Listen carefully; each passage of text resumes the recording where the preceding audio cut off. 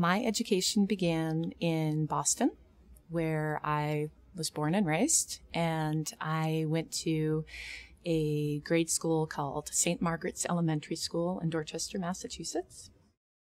I loved my school.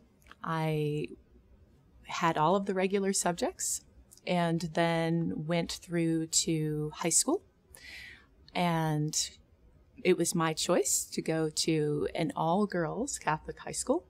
And I went to Fontbonne Academy, which is in Massachusetts on the Milton-Mattapan line. I learned so much from my teachers, but also was the only student from my grade school going to that school. So it was really exciting. It was a great time to meet new friends and also, in a way, reimagine myself in a whole new set of friendships and teams and classes and things like that.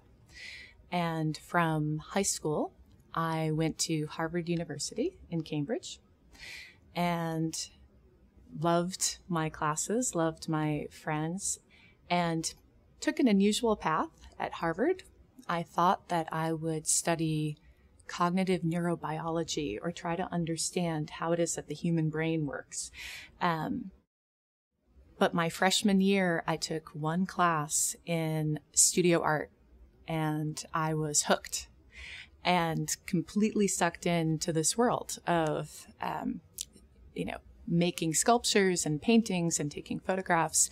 And I realized so much time could pass and I could stay up all night working on these projects and love working on them and didn't feel like it was a drain to try to finish this work.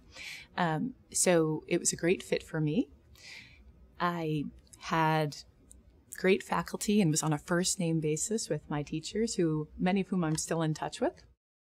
And then when I graduated, I was invited to teach in that department for a little bit as a teaching fellow and realized I loved teaching.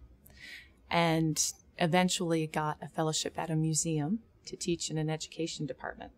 And I'll call that part of my education. It was the Addison Gallery of American Art. And it was an amazing museum with historical work through contemporary work.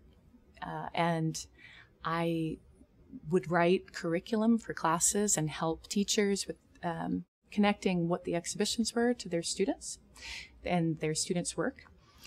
And then there was a curatorial fellowship, and this was a fellowship to help make exhibitions. And I realized as I'm writing curriculum or questions about the exhibitions for teachers, I could actually ask questions through the exhibitions if I made the exhibitions myself. So I applied for that fellowship and got it. And so for 2 years, I was a fellow creating exhibitions at this museum. And that's when I knew I definitely do want to go to graduate school to become a curator, and went to a special graduate school at Bard Center for Curatorial Studies. This is Bard College in New York.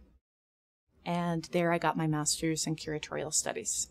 So it's somewhat a sideways path from thinking I would do psychology to making art, to then teaching about art, to then teaching through exhibitions, to then making exhibitions, which I still think is, in a way, helping people think. So it all comes back full circle.